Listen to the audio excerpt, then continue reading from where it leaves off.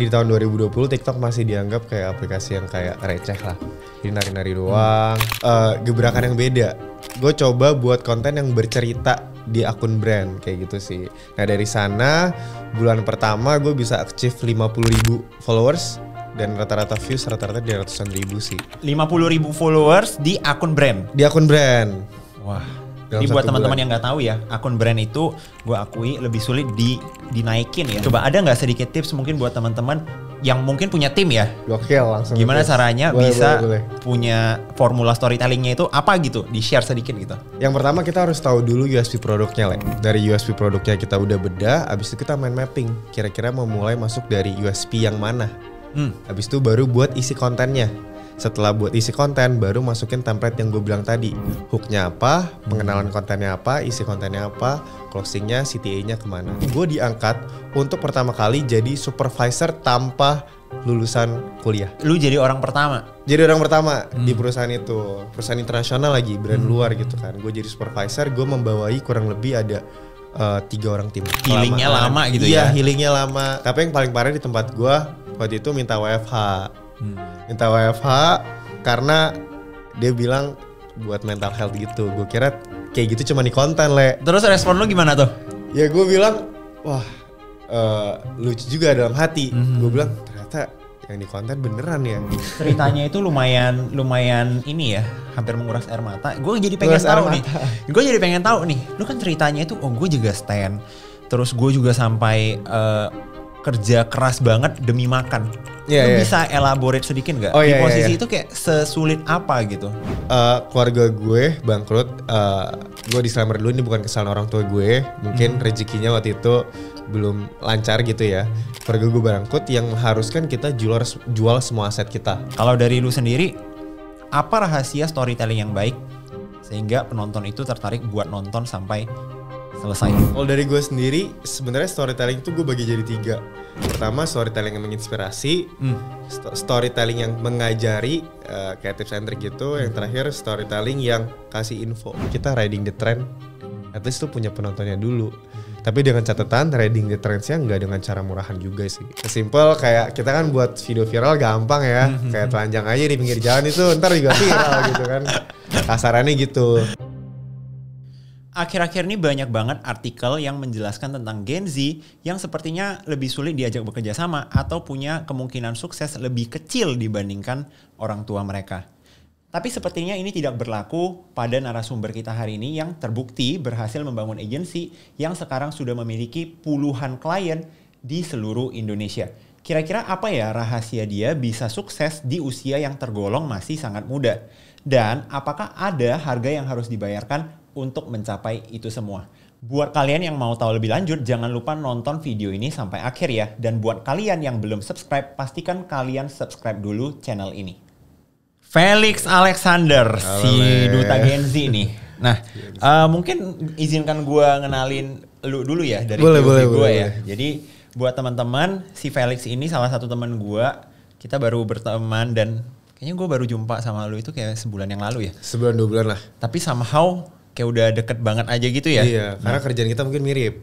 Yes, industrinya mirip, terus umurnya mirip-miripin lah ya. Walaupun gue lebih tua gitu kan. Nah, jadi buat teman-teman, gue mungkin sedikit cerita dulu ya. Jadi si Felix ini adalah salah seorang content creator yang gue look up to banget. Bahkan gue punya bukti nih. Nah, ini gue punya bukti nih. Kalau kita scroll chat Instagram gue dan Felix, gue yang duluan approach itu 2022. Gue tadi baru cek, gue bilang gue suka banget sama storytelling lu, dan juga gue suka banget sama konten-konten lu. Pada saat itu lu masih fokus ini ya, ngembangin akun-akun brand. Gue kerja di kantor sih. Nah itu boleh diceritain nggak gimana ceritanya lu yang awalnya kerja sebagai content creator di brand gitu ya, sekarang udah punya akun sendiri, lu ngurusin beberapa klien juga. Boleh diceritain nggak progresnya gimana? Jadi first of all, gue sangat senang banget bisa undang sama lu, Le. Soalnya belakangan ini memang kalau gue pengen kasih tim gue cara-cara konten tuh gue look up ke dia banget. Kayak gue harus kasih aja. Beneran kayak lu kan selalu update nih tren-tren konten kan. Gue suruh anak-anak tim agency gue, lu lihat deh kontennya Leo kayak gitu. Nah, back to 2020 kali ya. Itu pertama kali gue kerja di brand itu, gue jadi social media specialist. Jadi waktu itu statusnya magang di salah satu brand fashion. Dan kebetulan waktu itu gak ada yang mau megang yang namanya TikTok. Karena di tahun 2020 TikTok masih dianggap kayak aplikasi yang kayak receh lah. Jadi nari-nari doang. Terus ya kita disuruh juga kayak nari-nari gitu. Tapi di situ gue buat gebrakan yang beda. Gue coba buat konten yang bercerita di akun brand kayak gitu sih. Nah dari sana bulan pertama gue bisa achieve 50.000 followers. Dan rata-rata views rata-rata di ratusan ribu sih. Wah, 50.000 followers di akun brand. Di akun brand. Wah. Jadi buat teman-teman yang nggak tahu ya, akun brand itu gue akui lebih sulit dinaikin ya dibanding akun personal. Dan kalau sebulan bisa 50.000 itu menurut gue itu pencapaian yang luar biasa banget. Tapi disclaimer dulu, Le. Di tahun 2020 buat naikin 50.000 kayaknya lebih gampang dibanding sekarang kayak gitu. I see. Tapi pada saat itu lu kan memilih konsep konten storytelling. Setahu gua nih ya di tahun 2020 belum banyak tuh yang mainin konsep begituan. Kenapa lu memilih konsep storytelling gitu? Nah kebetulan di tempat magang gue itu ownernya Pak Yasa Singgi. Iya dia kan jago bercerita tuh di konten-kontennya ya. Walaupun berbentuk dalam tulisan, kadang juga ada yang di tag dalam video. Nah dari sana gue diajarin lah gimana cara buat konten storytelling di video. Nah kebetulan gue waktu itu ambil niche namanya itu Berani Melangkah, nama segmen kita ceritain semua perjuangan atlet Indonesia, orang-orang hebat, dan baru kita terakhirnya call to action ke brand. Kayak gitu, kita ceritain dalam bentuk short video ya. Kayak gitu sih. I see. Dan sekarang lu juga menghandle banyak banget brand-brand di bawah agency yang punya lu ini ya, yang lu Iya, betul. Namanya Sender Agency. Mungkin kita dikenal dan gue mengklaim diri gue sebagai agency storytelling lah. Kayak gitu. Agency storytelling. Nah, ini ada satu hal menarik ya teman-teman. Jadi gue kemarin pas gue cerita-cerita dengan si Felix ini ya, ternyata agency itu cara main mereka di TikTok itu ada berbeda-beda ya. Ada agency yang ketika nge-handle konten brand itu fokusnya di storytelling, ada juga yang di short video, ada juga yang di challenge. Iya. Kenapa lu memilih untuk konten storytelling untuk klien-klien lu? Apakah karena memang forte lu di sana atau menurut lu ya emang si storytelling ini adalah jenis konten yang paling powerful di TikTok sekarang gitu? Sejujurnya kalau di brand, kalau ngomongin storytelling itu based on template. Jadi kalau gue mau ajarin tim gue itu sebenarnya gampang. Kayak storytelling yang di TikTok yang kayak kita tahu harus ada hook, pengenalan konten, isi konten, closing, dan CTA. Kayak gitu-gitu sih. Dan kenapa storytelling? Mungkin kayaknya gue suka bercerita juga orangnya. Gue suka bercerita, gue biasa sharing keseharian gue di konten. Dan kalau ditanya agency yang lain, mungkin forte-nya bukan storytelling, ada yang challenge, mungkin ada yang social eksperimen kayak gitu ya. Dan sepengetahuan gue ya, yang gue tahu tuh banyak brand yang lebih pengen brandnya itu bisa diceritakan. Kadang gue juga suka gali nih dari ownernya itu punya cerita hebat atau enggak, atau ada nggak sih yang pengen diceritain dari perjalanan brand owner membangun brandnya kayak gitu. Nah mereka suka banget kalau bisa dikontenin kayak gitu. Wah ini menarik banget. Gua mau highlight di bagian lu bisa meng-create sebuah formula untuk tim lu sehingga bisa bikin konten storytelling juga. Dimana menurut gua sebenarnya itu bukan hal yang mudah.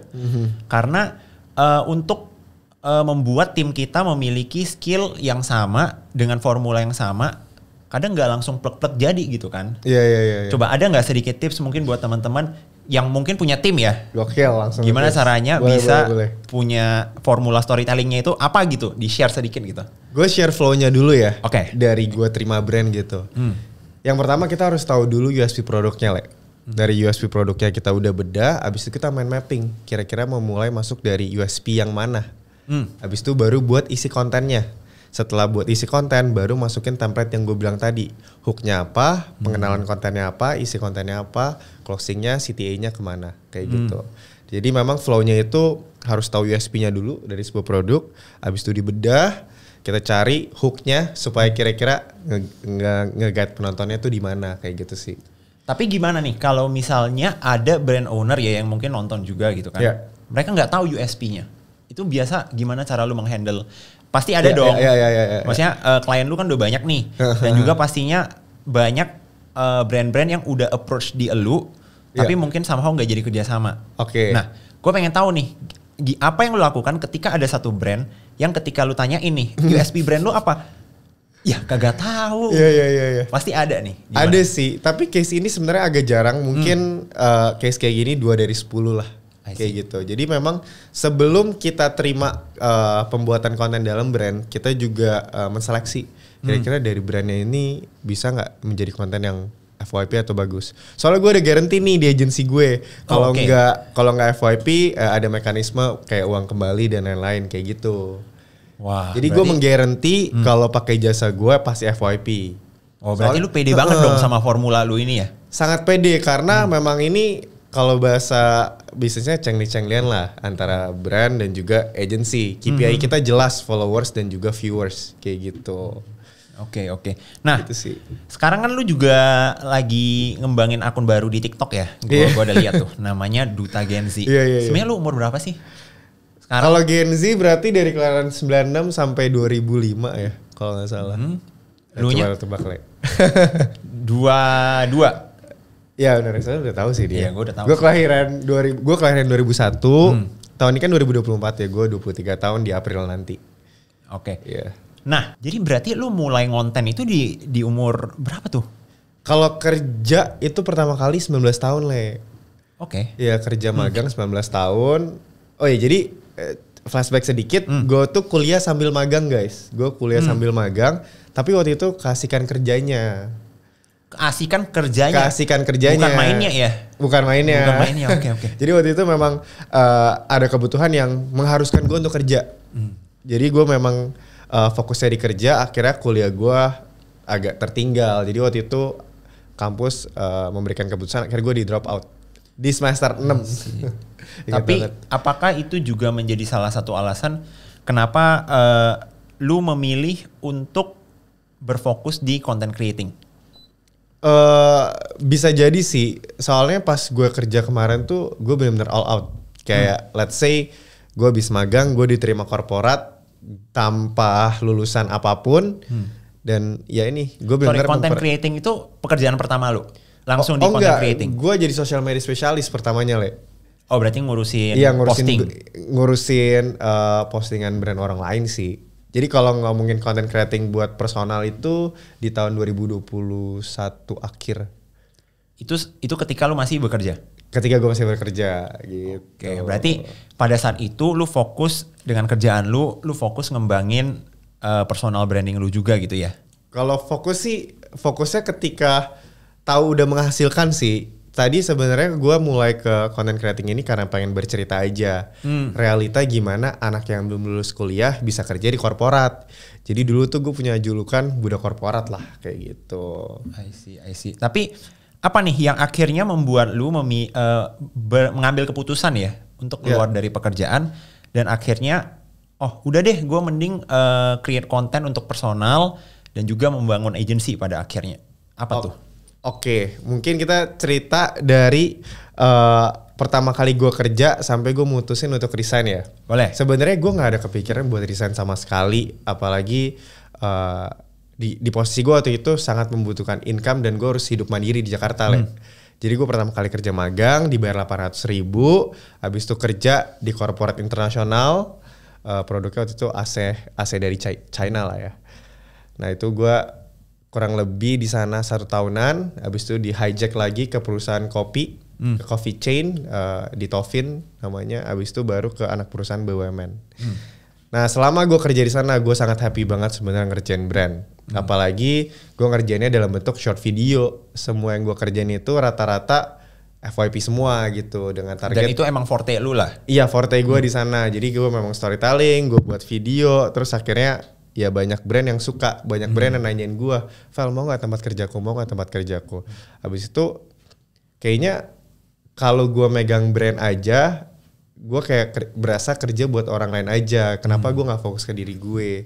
Jadi waktu itu gue coba fokus ke diri gue coba buat konten lebih sering di akun gue.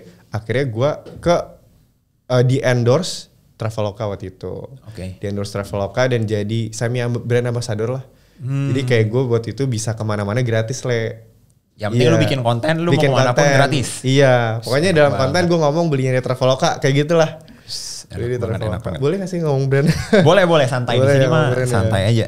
Santai. Jadi ya dari sana akhirnya gue mutusin jadi content creator traveling. Sempat gue jadi content creator traveling lah. Tapi sekarang apa? Kalau sekarang gue lebih bahas daily activity aja sih, day in my life aja kayak gitu. I see.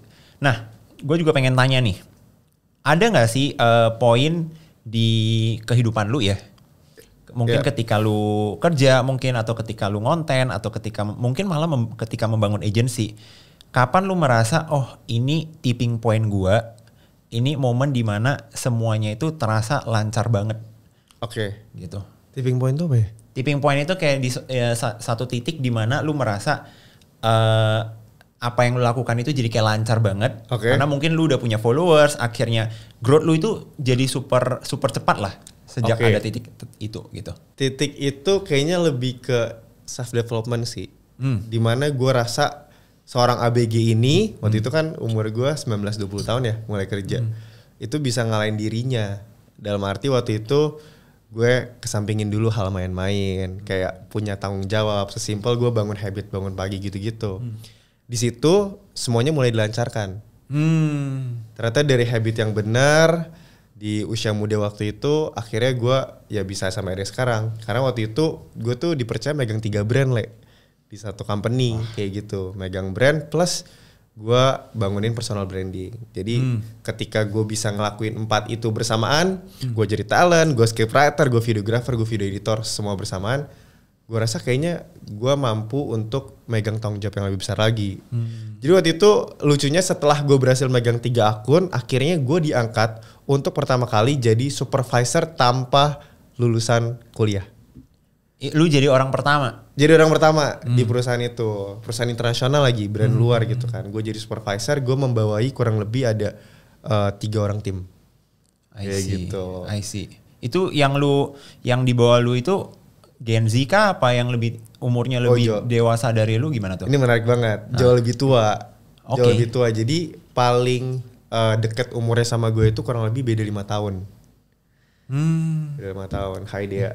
Ya kamu paling Nah ini menarik banget ya karena menurut gua nih pengalaman yang dimiliki seorang Felix ini gak sesuai dengan umurnya gitu. Kayak pengalaman lu banyak banget untuk orang seumuran lu gitu. Dan gua ada satu hal nih yang gua pengen tanya. Jadi sebelum gua nge-invite lu ke sini kan, gua kan ada background research dulu. Ketika gua nyari topik tentang Gen Z gitu ya. Itu yang muncul banyak seperti ini nih. Gen Z lebih sulit kaya dibandingkan orang tuanya. Ada juga artikel yang menyebutkan Gen Z itu sulit banget diajak kerjasama. Nah, lu ini kan udah punya POV, lu nya Gen Z, lu pernah bekerja sama dengan generasi yang lebih tua gitu ya. Lu juga sekarang bekerja sama dengan banyak Gen Z lain di tim lu.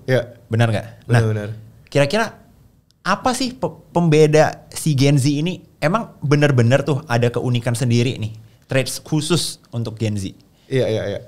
Kalau bercermin sama gue 2-3 tahun lalu, memang gue rasa ini Gen Z ini kalau nggak ditempa realita atau dapat satu hal yang nyelkit dalam kehidupannya, belum ngerasain kalau hidup tuh sebenarnya susah.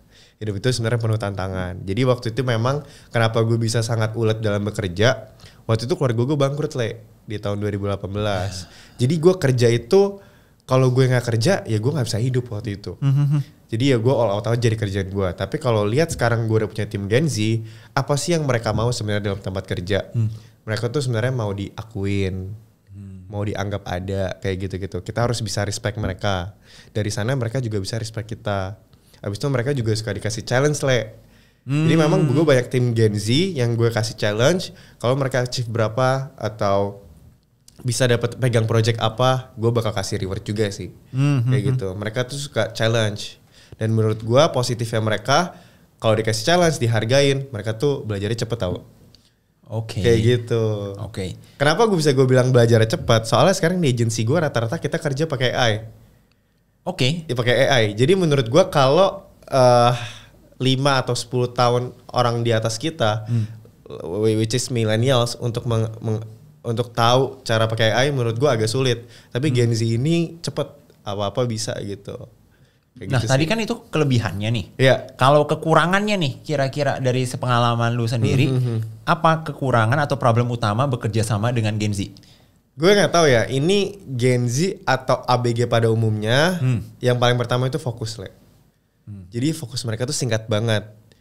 Let's say kalau di culture di perusahaan gue, itu kalau kalian ada satu hal yang kerjaan paling berat, lakuin yang paling pertama. Soalnya fokusnya itu paling fokus. Let's say kerjaan paling berat dioper ke jam 9 pagi sampai 11 siang gitu. Yang agak sedang di siangan, ntar kalau agak yang kerjaan agak santai baru sorean. Fokus. Wah, ini tips penting nih. Iya, jadi kenapa mereka nggak bisa fokus terlalu panjang? Karena di tim kreatif kita bisa tahu lah ya, kita kan buat konten juga, ada waktu jenuh. Yes. Nah untuk keluar dari zona jenuh itu kadang mereka kelamaan leisure time-nya gitu. Main Kayak game butuh bisa kelamaan. healingnya lama gitu iya, ya. healingnya lama. Tapi yang paling parah di tempat gua waktu itu minta WFH. Minta WFH karena dia bilang buat mental health gitu. Gue kira kayak gitu cuma di konten, Le. Terus respon lu gimana tuh? Ya gue bilang, wah lucu juga dalam hati. Gue bilang ternyata yang di konten beneran ya. Gue kasih WFH, gue nggak masalah, yang penting kerjaan kelarkan. Tapi pas gue kasih WFH, kerjaan nggak kelar, Le. Akhirnya gue panggil, gue ajak ngobrol, ya gue jelasin kenapa lu nggak bisa WFH kayak gitu. Lu punya tanggung jawab dan lain-lain. Kalau lu masih bisa main dengan tanggung jawab ini, masih bisa bertanggung jawab, ya udah, gue masih pertahanin lu. Kalau nggak bisa, yang nggak bisa lanjut gitu.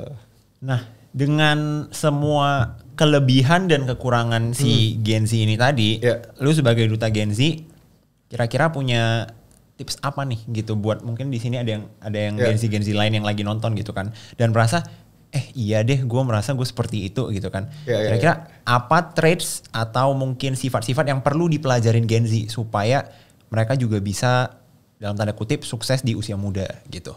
Oke, kalau bicara sukses ya gue gak berani klaim sukses ya. Tapi ya gue sedikit lebih tahu apa yang pernah gue lakuin salah dan apa yang pernah gue lakuin benar kayak gitu.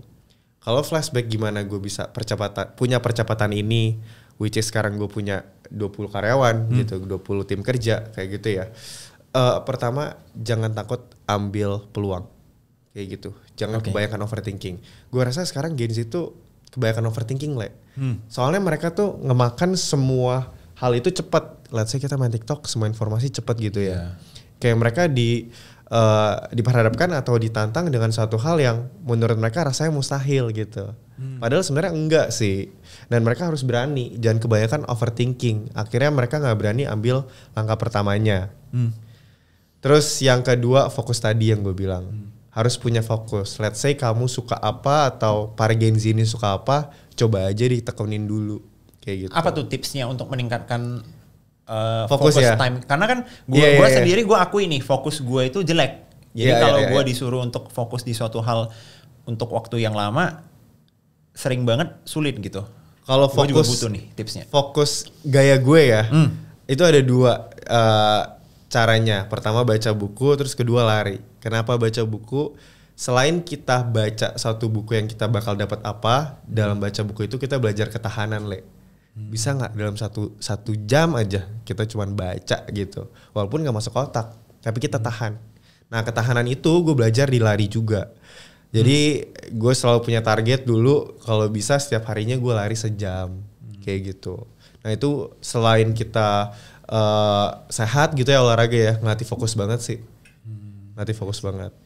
I see. Nah gitu. jadi dengan tim lu yang tadi lu bilang 20 ya? Iya. Menurut gue itu udah standar yang sukses sih menurut gue ya di umur yang begitu muda gitu kan. Terus punya tim 20 orang dan bahkan sekarang klien juga banyak di seluruh Indonesia.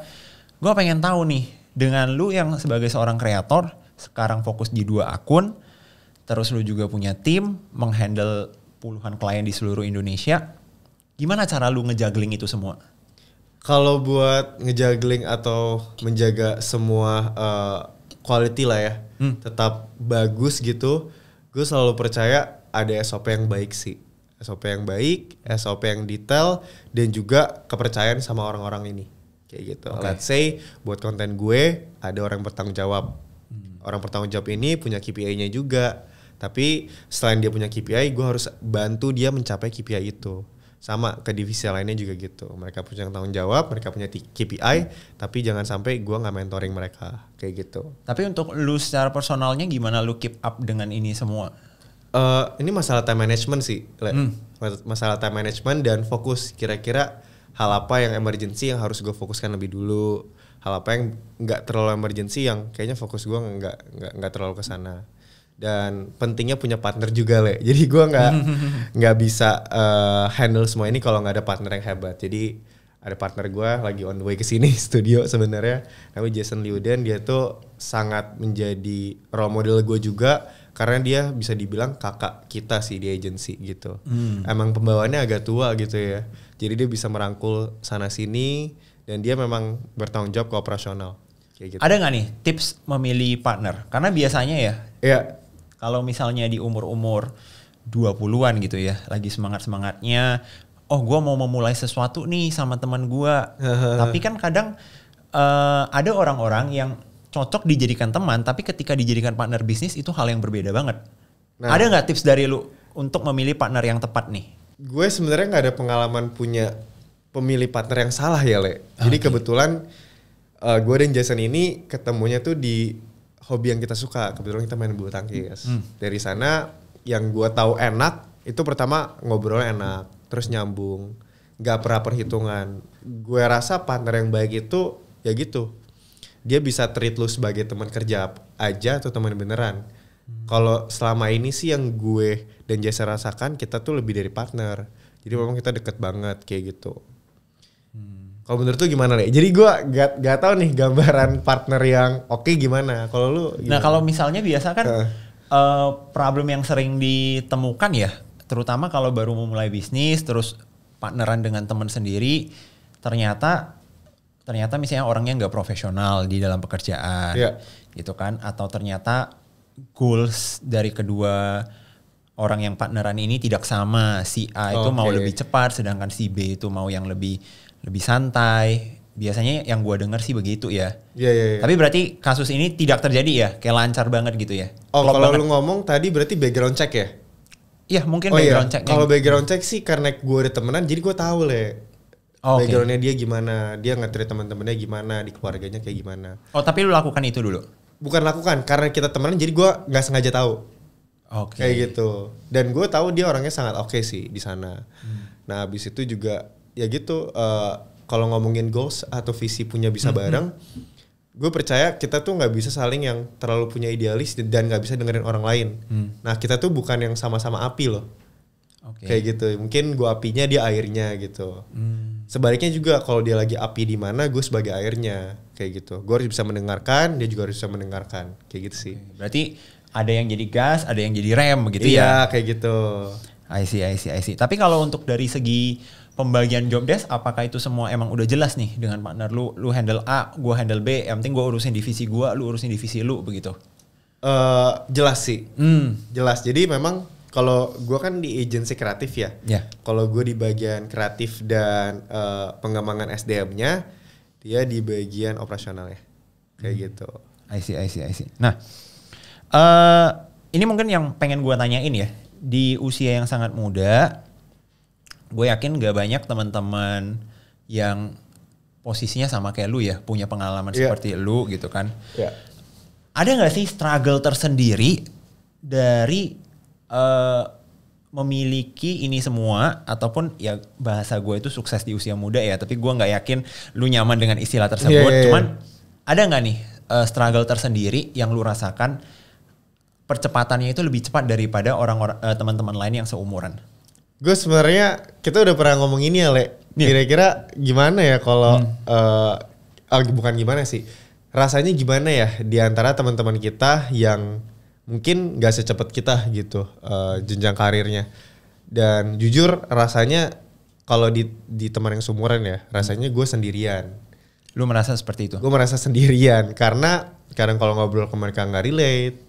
Atau kalau gue mau cari teman yang kayaknya bisa relate, itu pasti yang harus lebih tua. kayak gitu sih. Makanya partner lu itu juga Lebih tua dari gue. Dari lu gitu. Iya. Dan apakah gitu. Circle lu sendiri sekarang juga rata-rata umurnya lebih tua dari lu? Oh iya.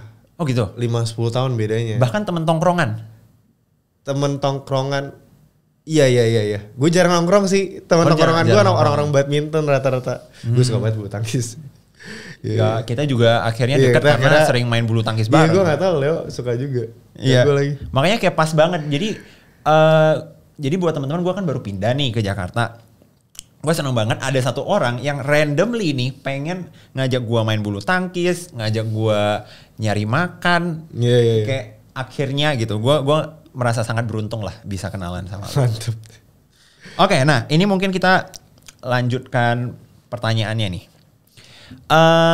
Apakah ada hal-hal yang lu korbankan gitu ya untuk bisa mengejar ini semua di usia yang sangat muda? Ada nggak tuh? Ada sih. Pastinya usia remaja gue kemarin. Jadi kan gue dari umur 19 ya, 18-19 lah. Umur 19 udah kerja. Jadi kalau mau diajak pergi dulu, gue tuh orang paling gak asik. Selalu bilang gak bisa. Pertama ya memang gak ada duitnya. Terus yang kedua gak ada waktunya. Karena dulu gue kerja itu, gue pernah jaga stand sepatu lagi, Le. Jadi, lu pernah jaga stand sepatu? Stand sepatu. Jadi waktu itu mall buka jam 10, mall tutup jam 10, gue standby di sana. Berarti kalau diajak nongkrong gak bisa? Gak bisa. Karena jaga toko. Waktu itu inget banget, gue sempat malu juga kalau ditanya, lu ngapain sih gak bisa ya? Gue bilang ya urusan lain gitu. Tapi sebenarnya gue kerja kayak gitu. Oh, lu gak bilang lu jaga toko? Gue gak bilang jaga toko. Oke. Bukan toko, Le, stand sepatu gitu. Gak ada tokonya. Stand sepatu yang kayak di ini ya, biasanya di samping eskalator gitu. Iya kayak gitu, kayak gitu. Jadi memang yang gue korbankan ya memang happy-happynya pas masa remaja kemarin, kayak gitu sih. Oke. Tapi apakah menurut lu itu semua worth it? Worth it kalau udah di sini ya, kalau di sini worth it. Soalnya ya akhirnya gue mencapai suatu hal yang besar. Gue bisa nolong banyak orang, gue bisa nolong adik gue akhirnya bisa punya kerjaan juga.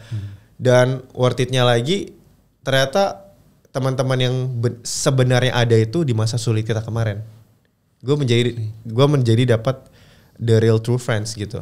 Oh, lu jadi tahu siapa yang tetap bareng lu. Tetap bareng gue walaupun ya itu tadi gue kerja jadi penjaga stand sepatu yang dari keluarga gue tadi berada terus bangkrut kayak gitu kan. Jadi sebelumnya memang keluarga gue berada.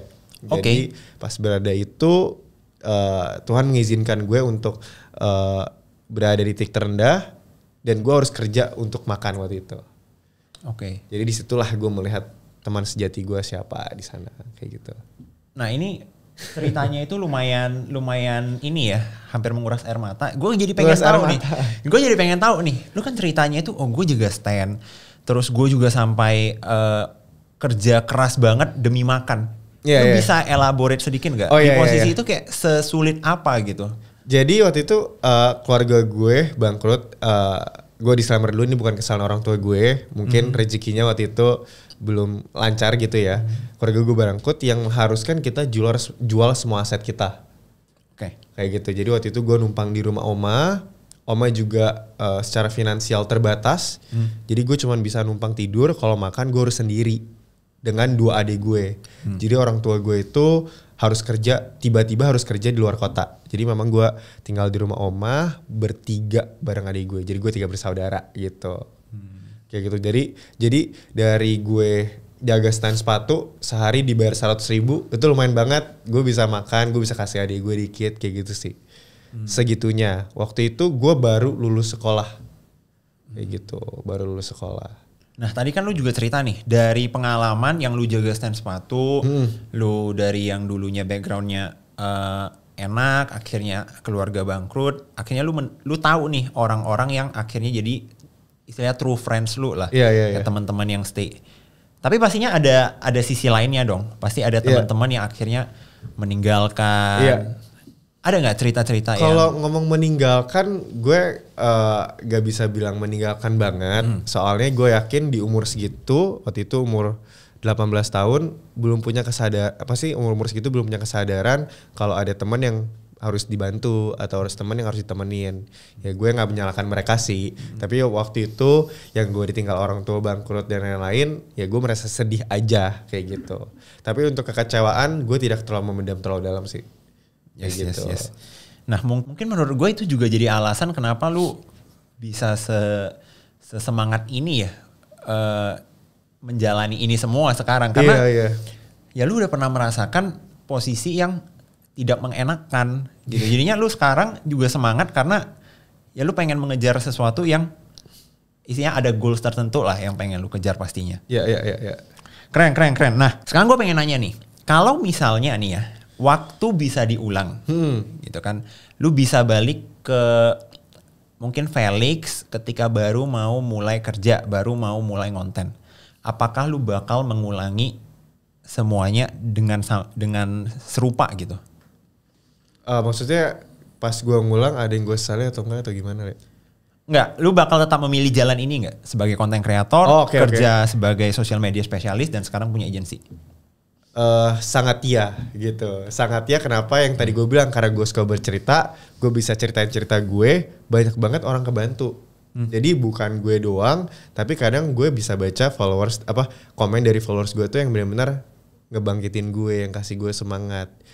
Jadi pas gue pertama kali konten, ternyata feedback orang TikTok baik-baik juga gitu ya. Oh, gue salah satunya nih teman-teman. Jadi gue kan udah cerita kemarin gue cerita. Jadi salah satu alasan gue akhirnya bikin akun yang FYP spesialis. Itu salah satunya karena gue nontonin kontennya si dia ini nih. Karena gue jadi merasa, oh ternyata storytelling itu ada marketnya. Iya. Itu jadi gue salah satunya. Thank you, man. Nah lanjut, gimana tuh? Jadi tadi gimana? Kan, oke. Jadi gue bakal tetap melanjuti langkah ini kalau ceritanya harus mengulang waktu. Karena gue berasa banget adik gue tuh benar-benar kemotivasi, kebantu. Soalnya yang merasakan dampak kemarin orang tua gue bangkrut itu adik gue.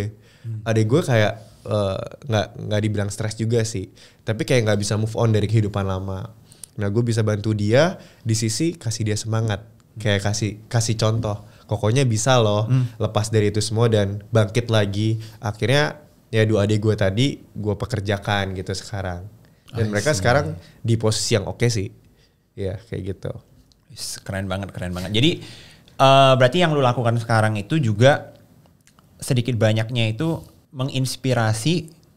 Gak usah jauh-jauh sampai ke followers lu. Iya, kalau kayak gue terinspirasi, tapi yang paling penting di elunya adik lu juga sangat terinspirasi dari sosok lu gitu ya. Yes, adik gue. Nah, jadi kalau misalnya nih ada satu pesan yang bisa lu kasih nih ke adik lu sekarang kan. Karena kan umurnya itu lumayan jauh nih. Kira-kira apa tuh yang mau lu kasih dari seorang Gen Z? Pesan dari seorang Gen Z. Berat nih, tiba-tiba nih disuruh kasih pesan. Kalau umur jauh sih enggak ya. Kita bedanya 2 tahun dan 3 tahun. Yang satu semester 5 sekarang. Semester 5 atau semester 6. Satunya lagi semester 3. Pesan mungkin dalam kehidupan gitu ya. Jangan pesimis sih. Jadi yang paling berdampak tuh sebenarnya adik gue yang pertama. Dia pesimis banget. Dia mikir kayak ketika dapat badai itu kehidupan sudah hancur selamanya kayak gitu. Jangan pesimis, selalu ada peluang di luar sana dan berani ambil peluang itu. Dan gue yakin ketika kita berani ambil peluang itu menuju tangga kesuksesan kita. Jadi gue yakin juga kita tuh punya tangga keberuntungan. Tapi seberapa berani kita step di tangga itu sampai kita di titik keberuntungan kita kayak gitu sih. Maupun langkah itu kadang terdengar nggak masuk akal atau kedengar lucu. Langkah itu gue mulai dari jaga stand sepatu. Iya. Jadi kalau gue ngambil peluang itu, ya gue nggak berani ngelakuin apa aja sebenarnya. Kayak gitu. I see. Keren. Gitu. Jadi ternyata satu langkah yang misalnya nih ketika lu juga stand sepatu, apakah lu kepikiran nih lu bakal ada di posisi ini saat ini dengan selang waktu beberapa tahun doang gitu kan? Iya, jaga sepatu ya 5 tahun lalu lah ya. Enggak, gue gak kepikiran. Yang gue pikirin waktu itu, gue berani nunjukin ke adik gue, gue berani kerja apa aja gitu. Gak malu, gak komplain, tapi gue berani untuk step ahead untuk kayak gitu. Keren banget. Iya. Nah, mungkin tadi kan kita udah bahas lebih ke sisi kehidupan lu ya. Iya. Berat banget gitu ya. Berat banget. Nah, mungkin kita mulai ke bagian-bagian yang lebih daging nih. Makin akhir sengaja nih gue letak nih daging-dagingnya di akhir nih. Yes. Gitu kan. Yeah. Kita mungkin bakal bahas lebih ke arah bisnis lu sekarang. Oke. Gitu ya. Yeah. Mungkin boleh di elaborate gak sih untuk dari bisnis lu sendiri itu ngapain gitu ya. Terus lu kan agency ya? Iya.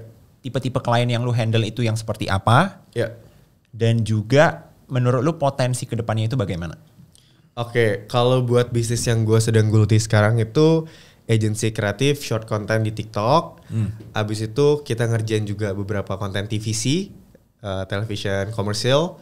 Habis itu juga kita baru masuk ke live streaming shopping gitu, live shopping. Tapi forte kita memang di short content. Jadi kita sekarang megang 23 klien dengan waiting list klien juga sebenarnya. Jadi sampai Maret sebenarnya baru bisa ada tap in brand kayak gitu.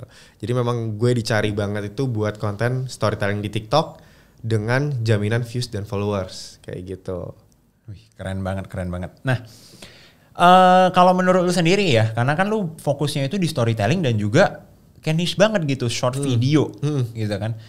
Emang potensi short video kedepannya itu gimana sih? Soalnya gue malah dengar-dengar platform itu berebutan untuk memanjangkan attention dari penonton. Iya. Kalau sama detik ini sih ya gue masih percaya banget short content itu bisa menjadi sarana marketing ke depannya, sarana branding ke depannya, karena memang yang itu tadi ciri-ciri Gen Z ini kan atensinya rendah ya. 1 menit itu menurut gue waktu yang pas untuk lu kasih tahu semua keunggulan produk lu, semua hal yang lu pengen omongin di sosial media. Kayak gue nggak tahu ya, kalau yang terakhir gue baca data sih memang Gen Z ini atensinya rendah dan jarang sekarang mereka pergi nonton ke YouTube. Karena kalau gue baca data juga di sosial media di 2023 yang paling banyak digunakan itu watch time-nya kurang lebih 29 jam per bulan itu WhatsApp dan TikTok. Oke. Gitu. Yang ketiga baru YouTube 26 jam penggunaannya gitu dalam 1 bulan. Jadi ya short content form yang oke sih. I see. Buat mungkin 2-3 tahun ke depan kali ya. Tapi kan sekarang sosmed cepet ya, disclaimer gue juga gak tahu. Nah, untuk short content-nya ini sendiri apakah works untuk semua platform? Karena kalau ngomongin short content itu kan gak cuman TikTok dong. Iya. Reels, kan? YouTube Shorts juga short video kan gitu. Kalau dari klien-klien gue bisa. Jadi gue selalu bilang klien kalau udah diposting di TikTok nggak apa-apa lu posting aja di Shorts atau di Reels karena treatmentnya sama dan bener aja treatmentnya sama kayak gitu. Sesimpel teman-teman boleh dicek, kalian boleh buka Instagramnya Sander.id kalau nggak salah ya. Itu ada jenis-jenis video klien kita kayak gitu dan kita megang kurang lebih 7 salon terbesar di Indonesia. Wow. Nah ketika kita repost di Reels, repost di Short itu viewsnya juga gede sih kayak gitu. Mirroring kayak keren. gitu. Berarti bisa dibilang formula yang sudah lu temukan dan lu praktekkan ini works di semua platform gitu ya? Semua platform, iya. Karena yang itu tadi storytelling kayak gitu. Keren. Mungkin teman-teman di sini juga pengen tahu nih, apa sih rahasia dari storytelling yang baik sehingga orang itu mau terus menonton video storytelling kita. Karena kalau ngomongin storytelling ya, berbeda halnya dengan video yang durasinya 7 detik, 15 detik, pasang sound viral, beda dong. Kalau storytelling itu minimal mungkin harus 45 detik nih baru bisa tersampaikan message-nya atau bahkan lebih dari 1 menit. Kalau dari lu sendiri, apa rahasia storytelling yang baik sehingga penonton itu tertarik buat nonton sampai selesai? Ya, kalau dari gue sendiri sebenarnya storytelling itu gue bagi jadi 3. Pertama storytelling yang menginspirasi, storytelling yang mengajari kayak tips and trick gitu. Yang terakhir storytelling yang kasih info kayak gitu, invia lah, kayak konten-konten invia kayak gitu. Nah kita harus tahu gongnya dari 3 ini apa yang kita mau salurin di satu skrip kayak gitu. Kita mau ngajarin kah? Kita mau inspirasi orang kah? Kita mau kasih tips ke orang kah? Kayak gitu sih. Itunya harus pakem dulu tuh di sana. Oh gongnya gue mau ngasih tahu ini. Make sure gong yang pengen kalian kasih tahu itu kalau bisa 4 dari 5 orang tuh nggak tahu gitu. Kayak contoh kita mau kasih tips bersihin kamar mandi gitu ya. Kebetulan gue megang brand ada pembersih kamar mandi. Kira-kira kalau pakai cara ini orang lain tahu atau enggak? Sesimpel kita tuang Coca-Cola ke kloset. Nah itu kan gak baik yang tahu ya. Ternyata bisa bersihin kloset juga kayak gitu. Iya, kalau kita kasih tips yang kayak sikat toilet yang kenceng gitu kan orang lain udah tahu. Tapi kalau pakai minuman bersoda tadi kan orang nggak tahu. Nah itulah konten-konten TikTok ya. Harus ada something yang anehnya yang gitu. Aneh ya? Iya, something yang aneh. Tapi gitu. keren banget sih. Maksudnya lu bisa nge-cover storytelling untuk niche yang berbeda-beda. Karena gue lumayan kaget nih. Gue baru tahu, teman-teman ini gue baru tahu kalau dianya ini ada handle produk pembersih toilet juga. Gue kira toilet, yang gue tahu ya iya, salon. Salon. Terus apa lagi tuh? Oh sekarang ada brand makanan juga. F&B ya. Kita pegang F&B beberapa. Ada juga brand, wah banyak sih, gue sampai lupa. Ada juga itu penghilang serangga, home guard Penghilang namanya. serangga. Iya, penghilang serangga. Jadi kalau kita semprotin cairannya, terus kecoa nggak berani ke sana gitu. Tapi itu semua bisa, lu ada satu formula yang works di semua niche berbeda tersebut. Atau treatment lu berbeda-beda nih untuk niche yang berbeda. Treatment gue berbeda-beda. I see. Tergantung kliennya mau seperti apa. Nah sekarang yang tadi gue bilang, gue hebatnya di storytelling. Nah tapi tidak menutup kemungkinan gue juga membuat konten drama. Kayak gitu. Jadi kalau ada permintaan klien, gue mau dong Vel disempilin kayak drama-drama kecil gitu. Drama-drama pendek. Itu kita juga bisa sih kayak gitu. Dan di tim gue, seminggu sekali kita ada mereview 10-20 konten yang viral di minggu itu. Kita bedah bareng formulanya apa dan di minggu depan kira-kira bisa masuk ke brand apa aja kayak gitu. Tapi apakah menurut lu itu penting untuk mungkin teman-teman di sini? Ini Berdapur Agency ya sebenarnya ya. Berdapur Agency. Berdapur Agency. Emang konsep podcast di sini itu kita bedahin tuh. Nah, apakah menurut lu itu penting buat misalnya nih ya teman-teman di sini ada yang punya tim kreatif juga, mungkin in-house gitu kan, tapi udah bikin konten kagak ada tuh yang FYP. Apakah menurut lu mereka bisa mempraktekkan hal yang lu lakukan tadi tuh? Misalnya tiap seminggu yuk kita bedah bareng nih konten-konten yang viral. Ya itu bisa banget. Tapi make sure yang bedah ini paham betul tentang TikTok. Dalam arti dia tahu angle super spesifik dari konten berhasil itu apa. Apakah dari talentnya, apakah dari reaksi penontonnya, apakah dari jenis editannya kayak gitu. Harus benar-benar tahu nih angle di FYP kenapa. Nah itu menurut gue gak semua orang bisa sih. Ada caranya. Lo harus tamatin TikTok sampai gak boleh main lagi. Pernah gak lo? Gue gak pernah sih. Gak pernah ya? Gue segila-gilanya gue kagak pernah nge-scroll TikTok sampai tamat begitu. Lu pernah? Gue pernah. Jadi gue main TikTok nih kelamaan kayaknya ya. Screen gue bilang udah gak boleh buka aplikasi ini lagi. Jadi kan ada warning dulu di TikTok. Lu kayaknya udah kelamaan nih main gue gitu. Makanya lu sih yang cocoknya jadi FYP spesialis. Udah ganti deh. Gue yang jadi duta Gen Z aja begitu ya. Jadi ya gitu sih. Menurut gue pembedahan konten seminggu sekali itu dalam industri kreatif penting. Apalagi TikTok ya. Soalnya tren cepet banget lah. Tiap hari tren berubah kan. Nah dalam seminggu itu kita harus bedah bareng gitu. Oke. Nah ngomongin soal tren nih. Sepenting apa sih melek tentang tren-tren yang lagi viral. Berita-berita yang lagi viral juga untuk seorang yang ngurusin banyak brand ya. Karena kan menurut gue ya ada dua polarisasi nih.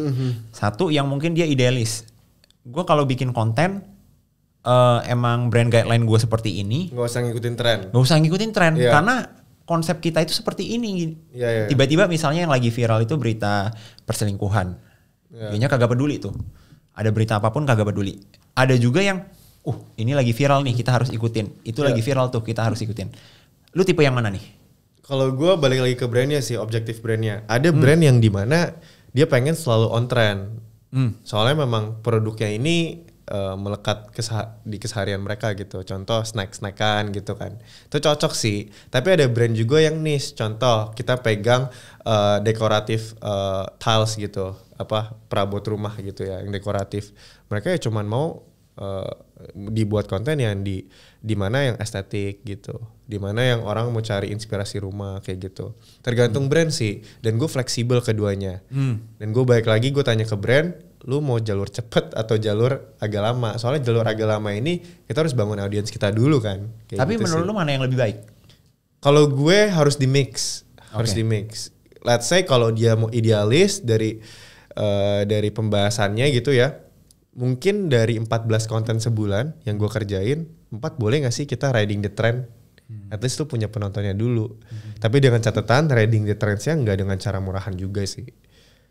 Sesimpel kayak kita kan buat video viral gampang ya, kayak telanjang aja di pinggir jalan itu ntar juga viral gitu kan. Kasarannya gitu, kayak gitu. Oke. Tapi kita nggak sampai sebodoh itulah. Oke. Keren. Nah, jadi ini gue juga pengen tahu nih dari semua dari pengalaman lu menghandle banyak banget brand gitu ya. Ada nggak sih pengalaman brandnya ini kagak bisa naik? Oh, ada. Apa tuh dan kenapa bisa terjadi? Jadi memang ini gimana ya ngomongnya? Gue nggak ngomong bagus-bagusnya aja, gue juga ada ngomong jeleknya. Jadi kemarin kita akhirnya ada satu brand yang nggak naik gitu. Karena ya ngomongin akun di TikTok, gue nggak tahu ya. Gue sih mengindikasi dia pernah lewat jalur beli likes kayak gitu Pak. Oke. Jadi ibarat kata kita harus menangin akun yang udah kena shadow ban. Itu sulit banget. Jadi kita kerjain kontennya sampai kita buat akun baru akhirnya naik. Kayak gitu. Jadi akun namanya ini mungkin dipegang agensi lain atau ini gue gak mau suzon ya, tapi kayaknya sih ada gitu yang beli followers. Indikasi beli Iya, followers. beli followers. Sebenarnya kan itu bisa di ban ya. Iya, bisa. Bisa di ban ya. Tapi kalau enggak akunnya jadi akun zombie gitu Pak. Nggak naik-naik. Tapi kenapa nih lu bisa dapat feeling kalau kayaknya nih akunnya ini punya bermasalah deh. Kenapa lu bisa sampai menarik asumsi Kesimpulan tersebut? itu ya. Iya. Soalnya cara-cara ini udah gue terapin di brand yang sama. Ini brand FMCG juga gitu ya. Bisa gitu. Ini benar-benar gue bilang bisa karena setelah gue repost di akunnya yang baru naik. Akun baru dari brand tersebut. Akun baru dari brand tersebut. Jadi setelah videonya nggak naik, gue bilang boleh nggak kita disaktif akunnya, kita delete konten yang pernah kita buat, kita repost coba naik. Kayak gitu. Oke, ini mungkin juga salah satu tips buat teman-teman ya. Kalau misalnya merasa akunnya akun zombie, salah satu pilihannya itu bikin akun baru ya. Bikin akun baru. Tapi lu setuju nggak bikin akun baru kalau akunnya udah stuck gitu? Menurut gua ada indikasi itu seperti ini. Misalnya ya kalau kita punya akun udah kita maksimalin dengan semua effort kita, tapi nggak berkembang dan kita juga tahu nih problemnya apa. Biasanya kalau pemilik akun itu tahu apakah dia memang pernah melakukan pelanggaran, apakah dia pernah nyuntik followers, nyuntik likes. Menurut gue ya buat akun baru. Gue juga setuju sih, karena gue juga aliran yang setuju adanya shadow ban. Jadi ada orang itu nggak percaya adanya shadow ban. Lu sendiri percaya nggak shadow ban? Percaya banget lah. Gimana enggak kalau kita buat konten nih yang rata-rata views kita 100.000, tiba-tiba views yang gak nyampe 100, aneh banget. Tapi akun lu pernah punya pengalaman terkena shadow ban gak? Kalau shadow ban sih gak pernah. Kalau akun gue ya, akun brand pernah. Karena kita sebelumnya melakukan pelanggaran. Kayak gitu. Kita melakukan pelanggaran di 3 konten sebelumnya, di konten keempat ternyata viewsnya gak naik sampai konten ke-10 kayak gitu. Nah jadi itu emang sering banget terjadi sih teman-teman. Jadi biasanya shadow ban itu selalu terjadi. Ini mungkin gue sedikit jelasin ya. Shadow ban itu sering terjadi itu ketika kita melakukan pelanggaran. Jadi setelah adanya pelanggaran, biasanya akun kita itu jadi sulit banget naik gitu Pak. Jadi kayak salah satu akun gue itu kemarin ada salah satu akun itu dapat 100.000 view itu tutup mata. Bukan gue mau sombong ya, tapi emang akunnya itu lagi dioptimasi seperti itu gitu. Tiba-tiba karena satu konten gue pelanggaran, besoknya kagak tembus 5.000 view, lu bayangin. Dari 100.000 view, kagak next konten gak bisa tembus 5.000 view. Menurut gue itu kayak kurang masuk akal aja. Memang itulah shadow ban ya. Tapi ini gue penasaran juga sih. Kalau ceritanya ada akun brand yang dia suruh kita ads, itu baik gak sih atau bakal bisa buat kalau kontennya gak ads itu gak naik? Soalnya gue rasa seperti itu. Jadi kalau ada di brand gue yang let's say brandnya mau ads konten gue, gue disclaimer dulu, gue takutnya konten gue ntar nggak naik yang lain gitu. Tapi kalau menurut lu gimana? Oke. Kalau dari sepengalaman gue, karena kan balik lagi ya, kalau ngiklan itu orang itu punya objektif ya di iklan ya. Apakah itu konversi, apakah itu ningkatin engagement gitu kan. Banyak laporan yang masuk ke gue setelah konten itu diiklankan, next kontennya itu turun. Iya, banyak banget laporan masuk ke gue gitu loh. Tapi kebetulan gak terjadi di akun gue. Makanya gue sendiri juga di posisi yang ragu untuk menjawab. Kenapa? Karena misalnya nih ya, banyak yang lapor ke gue dan akun gue juga seperti itu, ya gue bisa confirm. Tapi pada kenyataannya sekarang ini kan gue juga ngiklan dong, gue ngiklan untuk konversi buku kan. Tapi konten gue juga aman gitu, secara organik itu aman. Tipsnya apa Le, berarti kalau gitu? Nah ini mungkin tips dari gue yang works di gue tapi belum tentu works di teman-teman lain ya. Salah satu saran gue itu adalah pakai fitur TikTok Ads dari dashboard aja. Karena banyak orang itu dashboard itu dari website maksudnya? Bener, banyak orang itu suka pakai fitur promosi. Iya. Nah sedangkan fitur promosi ini gue udah confirm juga ya dengan tim TikTok. Mereka sendiri menyarankan kalau kita bisa belajar TikTok Ads lewat dashboard, itu pakai TikTok Ads selalu lebih baik dari segala aspek. Oke. Gitu, dari segala aspek. Tapi itu harus akun bisnis. Apanya nih? Kalau mau pakai dashboard itu akunnya harus akun bisnis Le.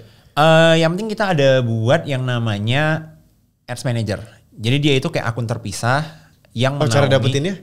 Nggak, tinggal daftar. Daftar aja ya? Tinggal daftar aja ya. Jadi entar lu udah punya Ads Managernya ini, lu tinggal konekin ke akun lu yang mana gitu. Jadi entar ada akun marketing, ada juga yang bisa pakai Spark Ads dan lain-lain.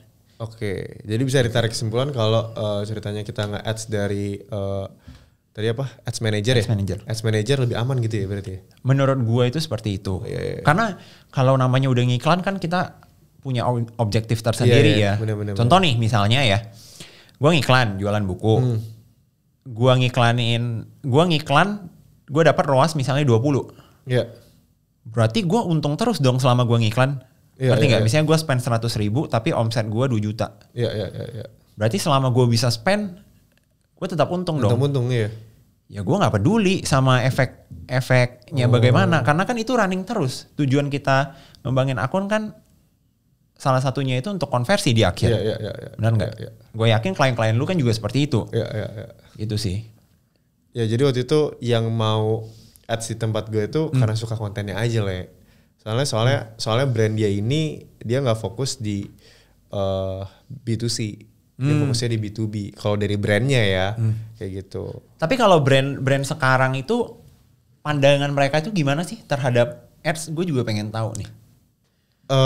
Karena brand-brand yang gue pegang ini rata-rata jasa dan juga brand yang middle up, mereka nggak terlalu mau pakai ads sih. Soalnya mereka benar-benar mau dapat gain viewers organik gitu. Kalau mereka pakai ads, yang gue nangkep juga itu kan buat jualan sih, lebih ke jualan sih. Tapi yang mereka pakai gua karena kan gue suka menyorakan kayak gue bisa nih bawa masa organik kayak gitu sih. Oke. Tergantung kebutuhan lah ya.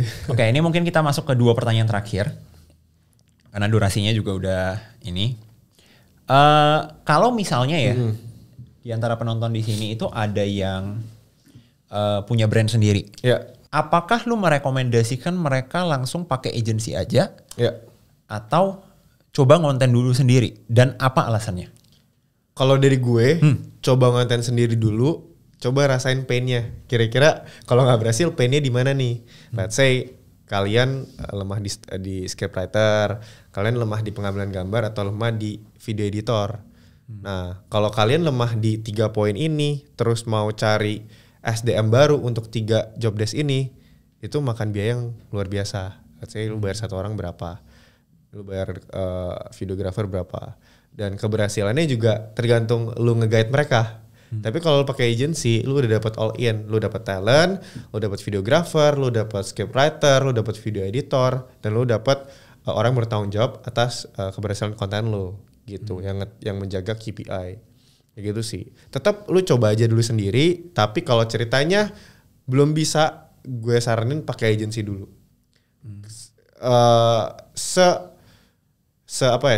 pesimisnya lu pakai agency terus nggak berhasil, lu jadi tahu flow kerja agency kayak gimana kayak gitu. Biar lu bisa direct tim lu juga kalau lu pengen buat sendiri kayak gitu sih. I see. Oke. Nah, ini mungkin pertanyaan terakhir. Apabila ada teman-teman yang udah nonton sampai di titik ini, berarti mereka either terinspirasi banget dari cerita yang lu sampaikan, atau mungkin mereka merasa podcast ini insightful banget, makanya bisa nonton sampai akhir dong. Kira-kira apa nih pesan yang mau lu sampaikan ke teman-teman di sini yang mungkin terinspirasi dari sosok Felix Alexander? Apa tuh pesan yang lu mau sampaikan tuh? Oke, pesan buat teman-teman seumuran gue ya. Boleh. Terutama ya. Duta Gen Z ya. Jangan takut untuk melangkah, ambil peluang sebanyak-banyaknya. Sekarang kita tuh di era yang sangat cepat. Tiap hari kita bisa miss everything. Tapi kalau kita sudah berani coba melangkah satu, kalian itu udah nyicil tangga keberuntungan kalian. Kalian sudah nyicil keberhasilan kalian tuh sampai mana, kayak gitu. Keren banget. Jadi ibarat kata kayak buka kartu gitu ya. Iya, mau buka kartu berapa kali pun suatu hari pasti ketemu kartu as. Iya, pasti suatu kali ketemu kartu as. Mantep. Keren banget, thank you banget Felix udah datang ke podcast gua. Gua doakan Sender semakin sukses. Amin. Dan juga personal brandingnya berkembang semakin pesat di tahun ini. Amin. Thank you banget teman-teman yang udah nonton. Jangan lupa subscribe channel ini kalau misalnya kalian tertarik untuk podcast dengan narasumber-narasumber keren selanjutnya.